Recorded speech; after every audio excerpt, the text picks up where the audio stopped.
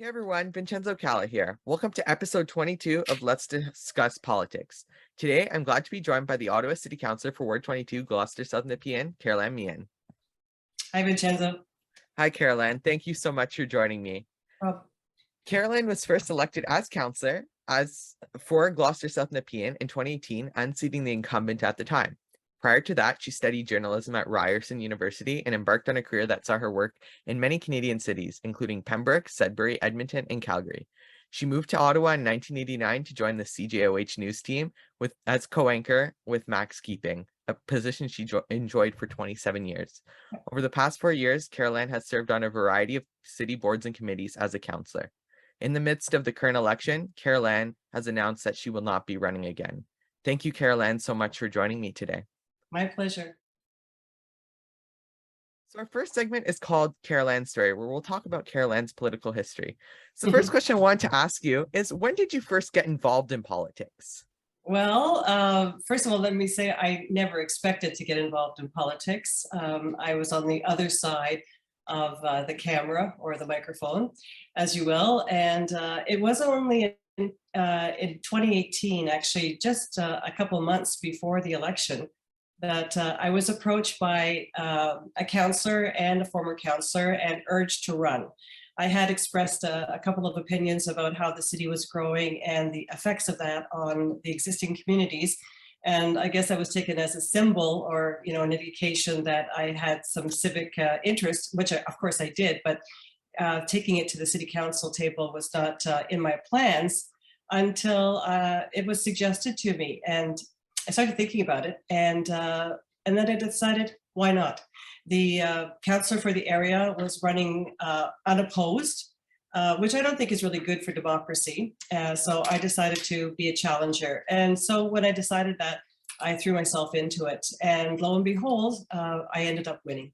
So my first attempt to run, I won. And a lot of people said it was because I was a known entity. I had, I was very visible in the community. A lot of people knew me because of my job as the CTV anchor and reporter. But quite frankly, I really worked hard. I knocked on a lot of doors and I put a lot of work into it. And I'm proud of what I achieved. And especially like you said, you had it was an interesting race at the time. I was in that ward at the time. I lived in that ward, and as you said, it was sort of going unopposed, and you never know how things are going to go. And just like you said, you were on the other side, you were covering it for many years, and you stepped into that. And I wanted to ask you, so you mentioned sort of why you decided to run, how some people mentioned to you that you should run, but I wanted to ask you, why did you end up deciding to run for the position you hold? Was there like some things that you specifically wanted to focus on if you became councillor?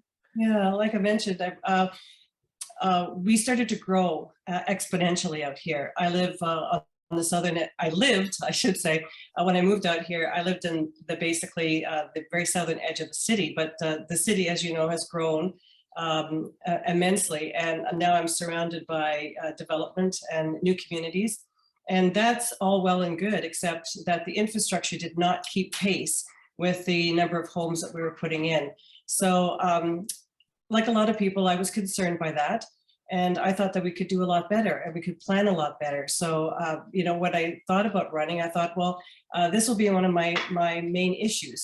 I'd like to see us develop just a little bit differently. I'd like to see more traffic options and different ways to alleviate gridlock.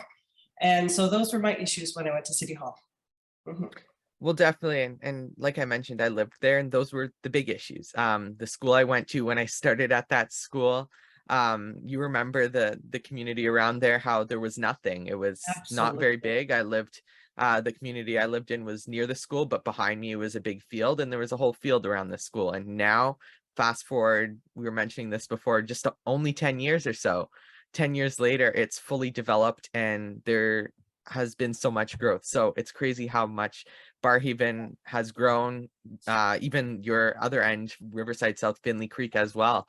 Yeah, unfortunately, with that growth, though, I mean, we didn't put in a lot of new roads. So while we have all these new families, which enrich us, everybody was sitting in traffic on the same old roads that existed like 30 years ago. And, that didn't make any sense. So if it's going to take you an hour plus to get downtown, it is an issue. And it's funny because back in 2018, one of the campaign campaign promises I met with, I wanted to, because we can't afford to build new roads and we didn't have buses out here at the time, my solution was that we start alternating days that people go to work, because the majority of the people out here were driving downtown. So we had, at that time, we had teleworking. It was, it existed technologically, it existed, people could work from home. So I thought the only thing that we could do is alternate people, the days that people go downtown. So reducing the amount of traffic going downtown by people teleworking from their home. And people told me at the time, well, that's crazy, we're not going to do that. Well, you know, 2 years later, after we went to the polls, we had the pandemic started, and all of a sudden it's possible. Everybody started working from home. So we had the technology in 2018. We just needed an emergency, I guess, to force us to adopt it.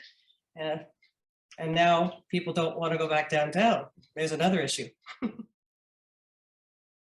Our next segment now is called Serving as an Elected Official, where we'll talk about Carol Ann's experiences and achievements as an elected official.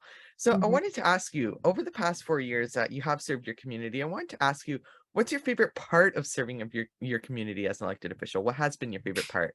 Well, I think my favorite part is actually accomplishing something that makes the residents' lives better. So for the first 2 years before the pandemic struck, I loved to go out and talk to people right in their homes and in their community. Meeting people and trying to solve their issues was, I think, very rewarding for me. I think people were surprised when I would show up at their door. You know, they would write an e-letter or an email or call my office, but they never expected me to show up. So I did that. And I think it's easier to solve issues when you're face to face. So I really enjoyed that. I also enjoyed community events. So I was able to put on a barbecue and a corn roast. You know, gathering the people together to curate that sense of community was wonderful. Unfortunately, because of the pandemic, we weren't able to continue that. So solving issues, taking those issues to City Hall and feeling that you're actually accomplishing something is certainly what I loved best about the job. And I wanted to ask you as well, what has been your favorite achievement as an elected official? Well, my greatest achievement, in my first term, we had a windfall in so much as the federal government gave us $57 million extra in gas tax money. So that was like the federal government handing us a check. And I fought to make sure that that money, because it was like found money, was put into infrastructure, which was that means putting it into our roads and our bridges, improving our roads. Initially, the mayor and the bureaucracy didn't think that that was going to be a great idea. They had other ideas for it, but by pushing, it eventually came to council and was approved. So I think that certainly had a benefit for many of the roads that we require in the city. And the second one is after the problems that we countered with the stage 1 LRT. You know that we have stage 2 LRT, the Trillium line, coming out from downtown out to Riverside South. And there's a lot of problems with the tendering of that process. So what I was able to do is I was able to get support on the council table to do a peer review. That is engineers. We hired engineers to take a look at every aspect of the Trillium line, the stage 2 LRT, to make sure that the mistakes that we saw in stage 1 were not repeated. That's currently in process right now. So they're examining the line, the construction, the you know, how they're building the shelters, the LRT shelters, everything, all the stations, to determine that they're being built as well as possible, so we don't repeat those mistakes and ultimately don't jeopardize the lives or safety of residents who are using the line out to Riverside South. So I think those are my two: getting the transfer, the federal tax gas money put into infrastructure, and hopefully ensuring that you know, stage 2 LRT is done as well as possible. Well, definitely. And on that note, you know, I've been taking the LRT every day now to bus and LRT from Barrhaven out to Ottawa every day, and so far so good. Yeah, When it it's comes great to when it works. It's exactly great when it works. Yeah. exactly, but when it comes to winter, we've seen there's been problems in the past. So ensuring that those problems are Mhm. fixed and making sure that they don't happen again as we continue expanding this major piece of infrastructure across the city out to Riverside South, Yeah. and out to different parts of the city is just important to make sure that it works and that it stays working. Yes, absolutely. Absolutely. The last segment is called Politics Are All Around Us, where we'll talk about the world of politics around us. So I Mhm. wanted to ask you, who is or who was another politician? Doesn't even have to be a politician, but another person that inspires you, somebody that has inspired you as a politician, as a counselor. Oh, I didn't pay much attention. I did actually when I was doing news. Who has inspired me? Well, I think that the New Zealand Prime Minister, Jacinta Ardern, is, I think she's inspirational. She, she is thoughtful. She's human. Uh, she just has such a direct way with people that I think that a lot of people could aspire to be more like her. She is the prime minister of a country, and she's a mom, and she's just so human and likable and approachable. I love her. One of my mentors here in Ottawa is Marjorie Le Breton. Marjorie, for you young people out there, Marjorie has a history in politics that goes back well before John Diefenbaker, who was the prime minister back in the 60s. Um, she has her finger on the pulse of the community and the pulse of Canada, in fact, and has been there leading the charge all along, changing the way for women in politics.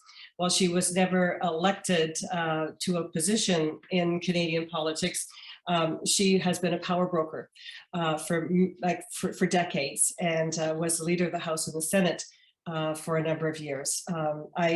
She's still active today, and I'm very proud to consider her a mentor and a friend. Well, I had the honor and privilege of meeting Marjorie about a month or so ago in August, and it was such an awesome experience Mhm. getting to meet her. All the history, like you said, going Yeah, back to John Diefenbaker and working for all these prime ministers and leaders, and just that that inspiration, how she, like you said, led the charge, women yeah, in politics, and yeah. just an overall great person. Yeah, she's remarkable. She knows so much. You know, yeah, I admire her so much. That's all I can say. Definitely. And I finally wanted to go into the last question now, which is especially you've seen issues over the past 4 years, and you're leaving office now. Mhm. And thinking about the future and for future counselors and politicians and decision makers and lawmakers, I want to ask you, what do you think is an issue that needs to be focused on more, that maybe they should focus on or just generally should be focused on more? Hmm. Well, I think we are the capital city of Canada. We are a very large city geographically. We have a myriad of different issues here that affect people. We have a very international community that's living here. I think we have to start working more collaboratively. I'd love to see this city have a vision, looking out to make this capital city, the capital city in the G7 nation, um, stand out. But we can't do that until we start dealing with a lot of the issues that plague us right now. And we have a serious homeless problem. We have a serious debt problem. We have, um, we have a lot of different issues, and I would hope that whoever is elected the mayor of the city and the councillors this term will recognize that there's some really core issues that must be solved before we tackle other issues or other legacy projects, let me say. So I'm hoping that we can find a solution to house our homeless, to provide wraparound services, mental health services for people who live in the Byward Market. As Canada's capital, we attract tourists from all over the world. And we are telling tourists and visitors who come here that we've got a problem in the Byward market. We've got people who are unhomed, unhoused, they're using on the streets. We're sending a message that we're not looking after our people very well. We've got to do that. We have to have a vision for our downtown core to get people off the streets and get them help. And then to rebuild our core to be a welcoming place for people from all over the world. Tourism is as big an engine to our economy as the federal government and other industries here in Ottawa. We have to start paying attention to it. So, as much as we invest in tourism, if we don't start cleaning up the places and making it welcoming and safe for people around the world, it's money that we're throwing away. So I think those are the issues that, we've got to scrub up our image. We've got to help the people who need help in our community. And I think if the new council and the new mayor can do that, then all the more power to them. I will urge them to do that, and I would help them in any way I can. Definitely, and just so important for people living in Ottawa and for people who want to visit our capital and see the beauty that we have within. Yeah, we're an incredible city. We are an incredible city, but sometimes it's hard to remember that when we're faced daily with a lot of the societal ills, drug abuse, overdoses. We don't have the mental health services for people in this city who require them. We've got to do better. So that is all. Thank you so much, Carol-Anne, for joining me today. Oh, you're very welcome. And all the best to you, Vincenzo. I admire what you're doing as a young person. I know it can be challenging to take on a job like this, but obviously you're on a good path. I'm proud of you. Thank you so much. And if you liked today's interview, make sure to go check out my other interview with Carol-Anne on Instagram for top 10. If you're watching this on the day of the premiere, it's going to be coming out on Friday. To stay updated, follow me on Twitter, Instagram, and TikTok at BC Productions 25. Check out my website, vincenzocalla.com. Make sure to like, subscribe, and choose to get notifications here on YouTube. Let's Discuss Politics is a VCalla production. So until the next video, I'm Vincenzo Calla, signing out.